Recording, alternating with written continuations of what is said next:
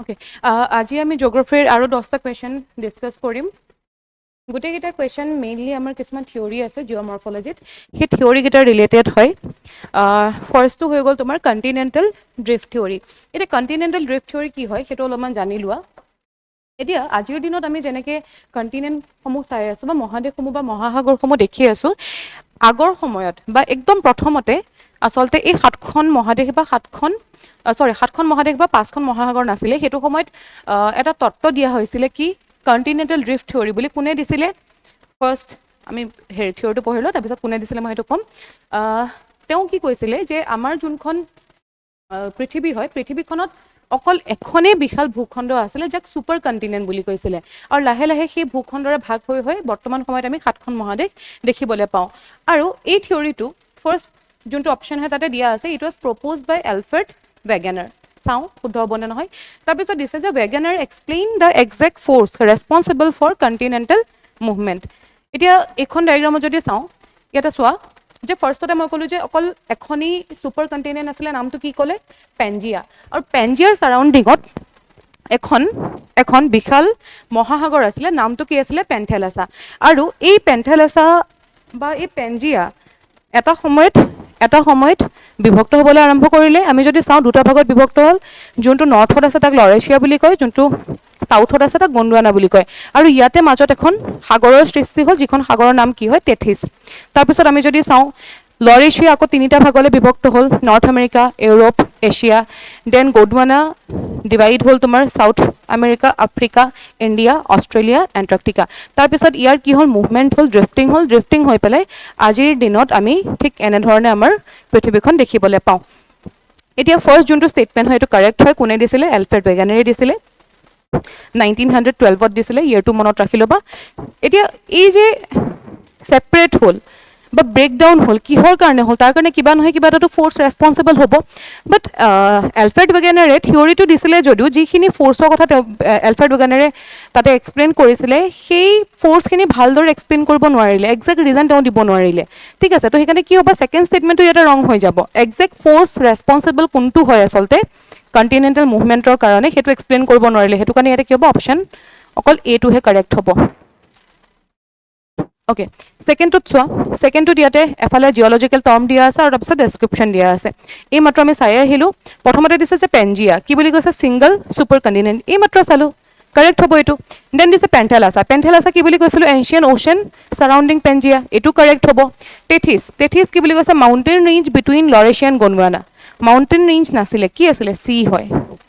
Last অপশ্যনটো কি হ'ব? ইয়াতে ৰং হ'ব। অপশ্যন এটো ইয়াতে কাৰেক্ট হৈ যাব, 1 and 2 অনলি। থাৰ্ডটো আহোঁ। থাৰ্ডটোত ইয়াতে কৈছে যে which of the following are regarded as evidences in support of continental drift theory. এতিয়া থিয়ৰী দিলেতো নহ'ব ন, থিয়ৰীৰ লগত কিছুমান তাতে কি দিব লাগিব? তাতে কিছুমান প্ৰুফ দিব লাগিব। এই প্ৰুফখিনি ইয়াতে দিয়া আছে, কোনটো হয় ইয়াতে সুধি আছে। প্ৰথমটো হৈ গ'ল জিগছ ফিট অফ কণ্টিনেণ্ট, কি হয় আমি চাম। ছেকেণ্ডটোত কৈছে যে similarity of fossil across continent, matching geological structure, distribution of glacial deposit.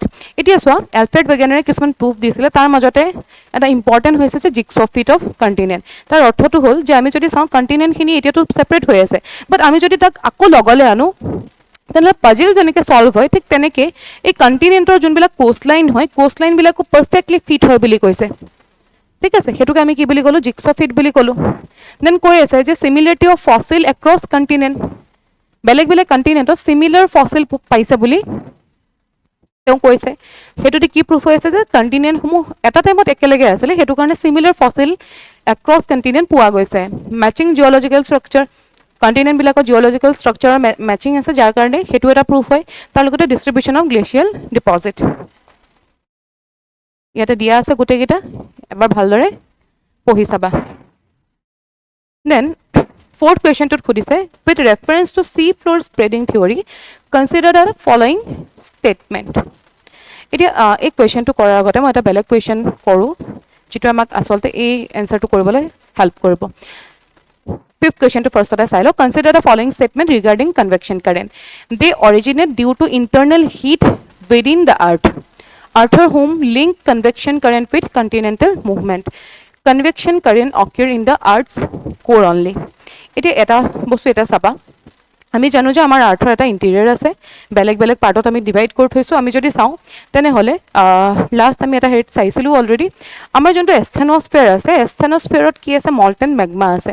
এতিয়া মল্টেন মেগমা মানে কি হ'ব, তাতে যোনটো হিট হ'ব, যোনটো টেম্পাৰেচাৰ হ'ব, টেম্পাৰেচাৰটো বহুত বেছি হ'ব, হিট জেনেৰেট কৰিব, যাৰ ফলত কি হয় টেম্পাৰেচাৰটো বহুত বেছি হয়। সেইটো কাৰণে আমি চাওঁ যে আমি যিমান ভিতৰলৈ গৈ থাকিম ছাৰ্ফেচৰ পৰা, যিমান ডেপ্থত গৈ থাকিম, সিমানে কি হয় টেম্পাৰেচাৰটো ইনক্ৰিজ হোৱা দেখিবলৈ পাওঁ। তুমি পৃষ্ঠৰ পৰা যদি ভিতৰলৈ গৈ থাকে, ছাৰ্ফেচৰ পৰা যদি ডেপ্থত গৈ থাকে, টেম্পাৰেচাৰ কি হ'ব, সদায় ইনক্ৰিজ হ'ব। মনত ৰাখিবা এইটো বস্তু, ঠিক আছে। এতিয়া চোৱা ইয়াতে কি আছে, মল্টেন মেগমা আছে, মল্টেন মেগমা আছে। এতিয়া এই মল্টেন মেগমাবিলাকৰ কি হ'ব, টেম্পাৰেচাৰ বহুত বেছি হ'ব। টেম্পাৰেচাৰ বহুত বেছি হোৱা মানে লিকুইড ষ্টেটত থাকিব। আৰু লিকুইড ষ্টেটত আমি জানো যে যেতিয়া টেম্পাৰেচাৰ বাঢ়িব তেতিয়া কি হ'ব, লিকুইড হোৱাৰ ফলত তাৰ যোনটো ডেনচিটি হয়, যোনটো ঘনত্ব হয়, ডেনচিটিটো কি হ'ব, কমি গুচি যাব। ডেনচিটি কমি যোৱাৰ লগে লগে সি ওপৰলৈ উঠিব, যিহেতু পাতল হৈ যাব ন, পাতল হোৱাৰ ফলত ওপৰলৈ উঠিব। ওপৰলৈ উঠি পেলাই ইয়াতে কি হ'ব, দুটা বিপৰীত দিশত যোৱা আৰম্ভ কৰিব। কিন্তু যিহেতু আমি যদি চাওঁ যে তললৈ আহিলে যদি টেম্পাৰেচাৰ ইনক্ৰিজ হয়, ওপৰলৈ গ'লে টেম্পাৰেচাৰ কি হ'ব, ডিক্ৰিজ হ'ব। ডিক্ৰিজ হোৱাৰ ফলত কি হ'ব, এই মল্টেন মেগমাখিনি ঠাণ্ডা হ'বলৈ আৰম্ভ কৰে। আৰু ঠাণ্ডা হৈ পেলাই, যিহেতু ঠাণ্ডা হোৱাৰ লগে লগে কি হ'ব, গধুৰ হৈ যাব। গধুৰ হৈ পেলাই কলৈ নামি আহিব, তললৈ নামি আহিব। এতিয়া আমি যদি চাওঁ আমাৰ গোটেই পৃথিৱীখনৰ ইণ্টেৰিয়ৰত এই কনভেকশ্যন কাৰেণ্ট চলি আছে। এইটোৱে কনভেকশ্যন কাৰেণ্ট হয়। গৰম হ'ল, ওপৰলৈ উঠিলে, ঠাণ্ডা হ'ল, তললৈ নামিলে, তলত আহি আকৌ গৰম হ'ল, সেইকাৰণে ওপৰলৈ এই যোনটো দেখিছোঁ আমি এটা কাৰেণ্ট ইয়াতে জেনেৰেট হ'ব। যেনেকৈ আমি পানী গৰম কৰিলেও দেখিবলৈ পাওঁ যে পানী যেতিয়া গৰম কৰোঁ তেতিয়া প্ৰথমতে তলৰ অৱস্থাত, তলত যোনখিনি পানী থাকে সেইখিনি গৰম হয়, আৰু সেই পানীখিনি ওপৰলৈ উঠি আহে, ঠাণ্ডা পানীখিনিক আকৌ তললৈ লৈ যায়। সেই প্ৰচেছতে আমাৰ কি হয়, প্ৰচেছতে গোটেই পানীখিনি গৰম হয়। ছেইম প্ৰচেছ ইয়াতো লাগি আছে, ঠিক আছে। আৰু ইয়াৰ ফলত এটা কাৰেণ্ট জেনেৰেট হয়, যাক আমি কি বুলি ক'লোঁ, কনভেকশ্যন কাৰেণ্ট। এতিয়া আমি যদি চাওঁ, এইটো লিথোস্ফিয়াৰ হয়, ওপৰৰ পাৰ্টটো কি হয়, এইটো লিথোস্ফিয়াৰ, যিটো আমি অলৰেডি পঢ়িছোঁ। ফাৰ্ষ্ট যোনটো MCQ ছেশ্যন আছিলে তাতে আমি ডিছকাছ কৰিছোঁ। এতিয়া এই লিথোস্ফিয়াৰক কি কৰিব, মুভমেণ্ট কৰাব কোনে, এই কনভেকশ্যন কাৰেণ্টে। এতিয়া আমি যদি মন কৰোঁ, এফালে এনেকৈ গৈ আছে, এফালে এনেকৈ গৈ আছে, ইয়াতে কি হ'ব, এই যোনটো লিথোস্ফিয়াৰ হয়, যাক আমি প্লেট বুলি কওঁ, তাক দুটা অপজিট ডাইৰেকশ্যনত টানিব, কাৰণ কাৰেণ্টটো অপজিট ডাইৰেকশ্যনত গৈ আছে, যাৰ ফলত প্লেটকো অপজিট ডাইৰেকশ্যনত ইয়াতে টানিব, যাৰ ফলত ইয়াতে ক্ৰেক ডেভেলপ হ'ব। ক্ৰেক ডেভেলপ হৈ ইয়াৰ পৰা মেগমা বাহিৰত আহিব। মেগমা বাহিৰত অহা মানে ভলকেনিক ইৰাপশ্যন হ'ব, আৰ্থকুৱেক হ'ব, যিহেতু এনাৰ্জি ৰিলিজ হৈ আছে। আৰু ইয়াতে কি হ'ব, ৰিচ ফৰ্ম হ'ব। এতিয়া মন কৰিছা, ইয়াতে ছাইডত জমা হ'ব, ইয়াকে আমি কি বুলি কওঁ, ৰিচ বুলি কওঁ। এই ছাইডত যে এনেকৈ জমা হ'ব, অলপমানটো ওপৰলৈ উঠিব কাৰণ প্ৰেছাৰ দিব, সেইটোক আমি ৰিচ বুলি কওঁ। আৰু মাজৰ যোনখিনি ডিপ্ৰেশ্যন দেখি আছে সেইটোক আমি ৰিফ্ট ভেলী বুলি কওঁ। এবাৰ চোৱা, ইয়াতে মই ভিডিঅ'টো অলৰেডি দেখাই থৈছোঁ। ঠিক এনেকৈ কনভেকশ্যন কাৰেণ্ট চলি আছে। এতিয়া এই কনভেকশ্যন কাৰেণ্টৰ যোনটো থিয়ৰী হয়, থিয়ৰী কোনে দিছিলে, আৰ্থৰ হোমছে দিছিলে। দেন কৈছে যে they originate due to internal heat within the earth. Correct হয় এইটো। আৰু তাৰ লগতে convection current occur in the earth outer core only. ৰং হয়, এস্থেনস্ফিয়াৰটো হয়, সেইটো কাৰণে কি হ'ব, 1 and 2 অনলি। ইয়াতে কাৰেক্ট অকল দুটাই হ'ব। এতিয়া আমি আহোঁ আমাৰ ফাৰ্ষ্ট যোনটো 4th নম্বৰ কুৱেশ্যন আছিলে, চি ফ্ল'ৰ স্প্ৰেডিং থিয়ৰী। ইয়াতে কৈছে যে new oceanic crust is form at mid oceanic ridge. কোনটো ৰিজ হয়, এইমাত্ৰ দেখালোঁ, সেইটোক আমি মিড অ'চেনিক ৰিজ বুলি কওঁ। তাতে কি বুলি কৈছে, নিউ অ'চেনিক ক্ৰাষ্ট তাতে ফৰ্ম হয় বুলি কৈছে। আৰু অল্ড অ'চেনিক ক্ৰাষ্ট ডেষ্ট্ৰয় হয় বুলি কৈছে, যোনটো ছাবডাকশ্যন জ'ন হয়। হেৰি হৈছে এই থিয়ৰীটো প্ৰপ'জ কৰিছে বুলি কৈছে। এতিয়া ইয়াতে মন কৰিবা, ইয়াতে কি হৈছিলে, কনভেকশ্যন কাৰেণ্ট চলি আছিলে। আমি চাইছিলোঁ যে ইয়াতে ডাইভাৰ্জ হৈ আছে, যিটোক আমি ডাইভাৰ্জেঞ্চ বুলি কওঁ। যিহেতু অপজিট ডাইৰেকশ্যনত গৈ আছে, ইয়াতে কি হৈছে, ডাইভাৰ্জেঞ্চ হৈছে। আৰু আমি যদি চাওঁ, ইয়াতে মই ক'লোঁ যে ঠাণ্ডা হৈ পেলাই আকৌ তললৈ আহিব, এতিয়া ই যদি ডাইভাৰ্জ হৈ পেলাই প্লেটক ছেপাৰেট কৰি আছিলে, ইয়াতে কি হৈ আছে, ইয়াতেতো এইটো মুখামুখিকৈ আহি আছে, কনভাৰ্জেঞ্চ হ'ব। কনভাৰ্জেঞ্চ হোৱা মানে ইয়াতে খুন্দা খাব।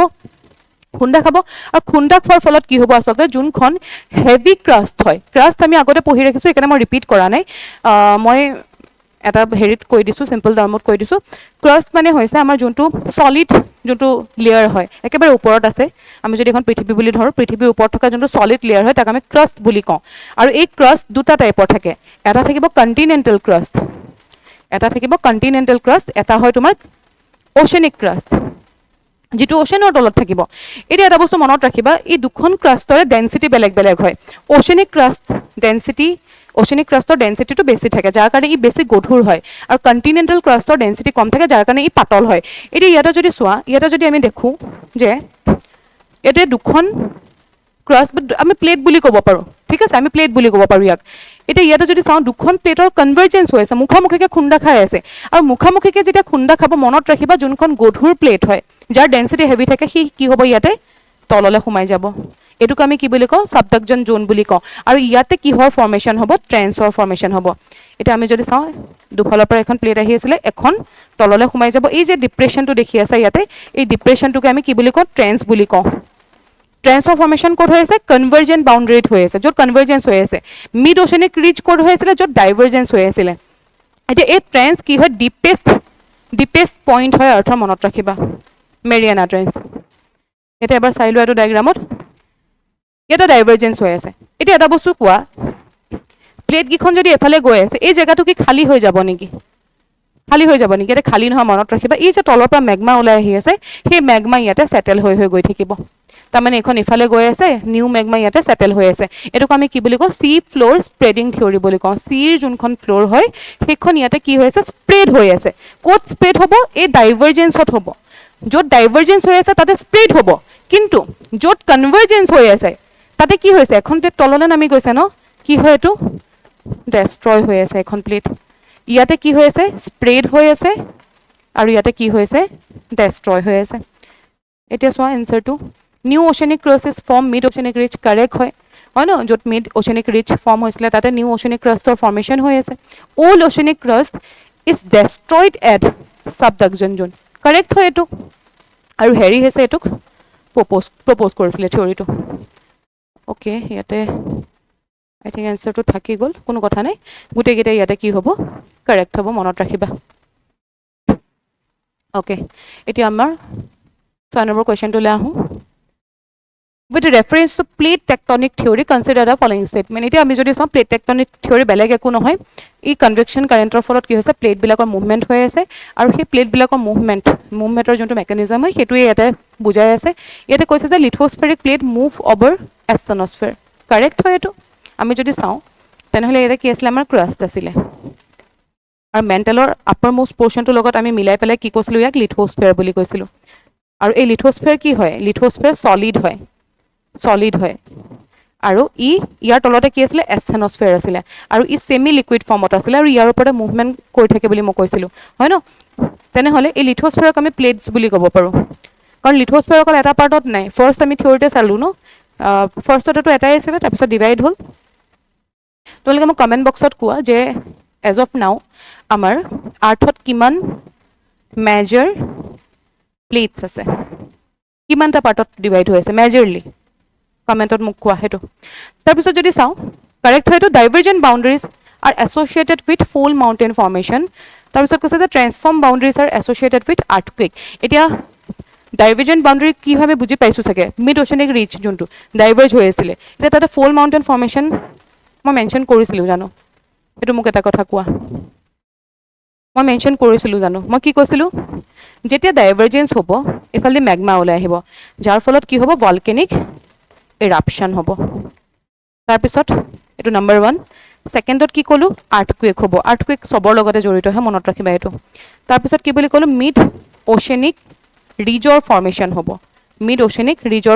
হ'ব আৰু ফ'ৰ্থ ইয়াতে ৰিফ্ট ভেলী হ'ব ইয়াতে মাউণ্টেইনটো হ'ব কিন্তু মাউণ্টেইনটো কি হ'ব ভলকেনিক মাউণ্টেইন হ'ব ইয়াতে ফল মাউণ্টেইন নহয় মনত ৰাখিবা এইটো ভুল হ'ব ইয়াতে এবাৰ চোৱা এইটো কি হয় এইটো কনভাৰ্জেঞ্চ হৈ আছে ইয়াতে কনভাৰ্জেঞ্চ হোৱাৰ ফলত কি হৈছে যোনখন অল্ডাৰ অ'চেনিক প্লেট হয় যোনখন হেভি হয় বেছি হেভিড হয় সেইখন তললৈ সোমাই গৈছে যাক আমি সাবডাকশ্যন বুলি কৈছিলোঁ ইয়াতে কি হ'ব ইয়াতে ভলকেনিক ইৰাপশ্যন হ'ব মনত ৰাখিবা কাৰণ এই প্লেটখন তললৈ গৈ টেম্পাৰেচাৰ ইনক্ৰিজ হোৱাৰ ফলত মেল্ট হ'ব আৰু প্ৰেছাৰ বিল্ড কৰি ইয়াতে কি হ'ব ভলকেনিক ইৰাপশ্যন হ'ব আৰু ভলকেনিক ইৰাপশ্যন হ'লে ইয়াতে আৰ্থকুৱেকো আহিব তাৰ লগতে ইয়াতে মাউণ্টেইনৰ চেইন হ'ব যিটো ভলকেনিক মাউণ্টেইন হয় ফ'ল মাউণ্টেইন নহয় আৰু ইয়াতে কি বনিব ট্ৰেন্স ইয়াতে কিহৰ ফৰ্মেশ্যন হ'ব ট্ৰেন্সৰ ফৰ্মেশ্যন হ'ব এতিয়া ছেকেণ্ডটোত চোৱা ইয়াতে যদি মন কৰোঁ ইয়াতে দুখন ক্ৰাষ্ট আছে অ'চেনিক ক্ৰাষ্ট আৰু কণ্টিনেণ্টেল ক্ৰাষ্ট মই কৈছিলোঁ যে অ'চেনিক ক্ৰাষ্ট বেছি হেভি হয় সেইটো কাৰণে তলত কোনখন যাব মন কৰিবা ইয়াতে কোনখন গৈছে তললে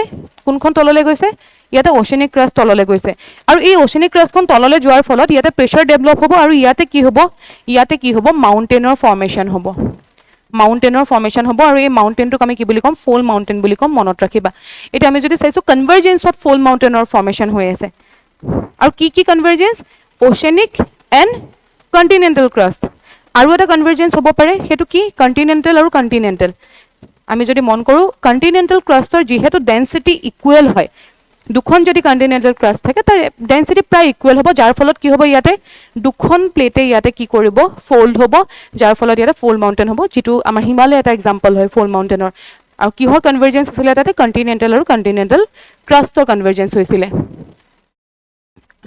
দেন আমি যদি চাওঁ তাহলে দুটা আমিতো চালো যে ডাইভাৰজেন্স হৈছে কনভাৰ্জেন্স হৈছে ইয়াতে যদি মন কৰা প্লেট কিখন কি হৈ আছে জাস্ট আপ এণ্ড ডাউন কৰি আছে স্লাইড কৰি আছে এটোক আমি কি বুলি কওঁ ট্ৰান্সফৰ্ম বাউণ্ডাৰী বুলি কওঁ ইয়াতে বহুত বেছি মেজাৰ একো নহয় ইয়াতে অকল আৰ্থকুৱেক হয় মনত ৰাখিবা কিহৰ লগত এছ'চিয়েট হ'ব ট্ৰান্সফৰ্ম বাউণ্ডাৰী অনলি আৰ্থকুৱেক আৰু এটা বস্তু মনত ৰাখিবা ইয়াতে খালি কণ্টিনেণ্টেল আৰু কণ্টিনেণ্টেল ক্ৰাষ্টৰ কনভাৰ্জেন্সত কেতিয়াও ভলকেনিক ইৰাপশ্যন নহ'ব মনত ৰাখিবা হিমালয়ত কোনো ধৰণৰ ভলকেনিক ইৰাপশ্যন নাই সেইটো পইণ্ট মনত ৰাখিবা ইম্পৰ্টেণ্ট হয় তেনেহ'লে কি হ'ব ইয়াতে কাৰেক্ট অপশ্যন ছেকেণ্ডটো ৰং হৈ যাব ইয়াতে B2 কাৰেক্ট হ'ব 1 and 3 অনলি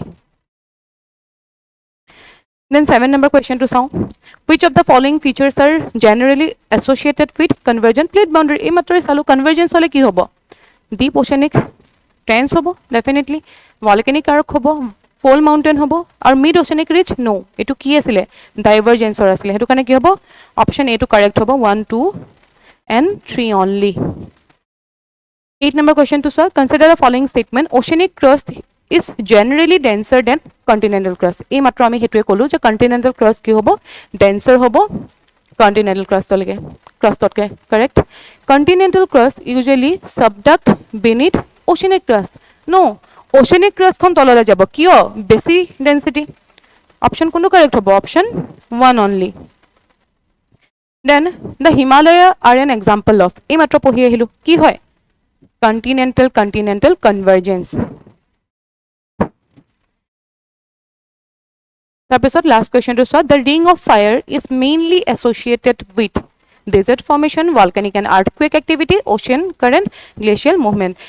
Answer to দিয়াৰ আগতে এটা বস্তু চাই লোৱা এফালে যদি চাওঁ এখন কি হয় আমাৰ এছিয়া হয় এখন কি হয় অস্ট্ৰেলিয়া আৰু এফালে যদি চাওঁ সাউথ আমেৰিকা নৰ্থ আমেৰিকা এখন কোন হয় পেসিফিক ওশেন হয় ইয়াতে এখন পেসিফিক ওশেন কি হৈ পৰিছে পেসিফিক প্লেটৰ ওপৰত আছে ওশেনিক প্লেট হয় আৰু ইয়াতে বহুত প্লেটৰ বাউণ্ডাৰী আছে ইয়াতে কি আছে বহুত প্লেটৰ বাউণ্ডাৰী আছে এটা প্লেটৰ বাউণ্ডাৰী বহুত থকা মানে কি হ'ব ভলকেনিক ইৰাপশ্যন হ'ব পাৰে কাৰণ তাৰ কনভাৰ্জেন্স হ'ব পাৰে বা ডাইভাৰ্জেন্স হ'ব পাৰে যিকোনো এক্টিভিটিত কি হ'ব ভলকেনিক ইৰাপশ্যন হ'ব পাৰে আৰ্থকুৱেক আহিব পাৰে আৰু এই যোনটো আসলতে আমি যদি চাওঁ এই যোনটো ৰিজন হয় এটোকে কি বুলি কোৱা হয় ৰিং অফ ফায়াৰ বহুত ইম্পৰ্টেন্ট হয় মেইনছত আগতে বহুতবাৰ কোৱেশ্চন আহিছে প্ৰিলিমছতো কোৱেশ্চন আহিছে ৰিং অফ ফায়াৰ বা তাক পেসিফিক ৰিং অফ ফায়াৰ বুলিও কোৱা হয় সাৰ্কাম পেসিফিক বেল্ট বুলিও কোৱা হয় একেটা হেৰিতে হয় কিহৰ লগত এছ'চিয়েটেড হয় হাই ভলকেনিক ইৰাপশ্যন দেন আৰ্থকুৱেক এক্টিভিটি আমি যদি চাওঁ আমাৰ ৱৰ্ল্ডৰ প্ৰায় 75% এক্টিভ ভলকেনো ক'ত প্ৰেজেন্ট আছে পেসিফিক ৰিং অফ ফায়াৰতে প্ৰেজেন্ট আছে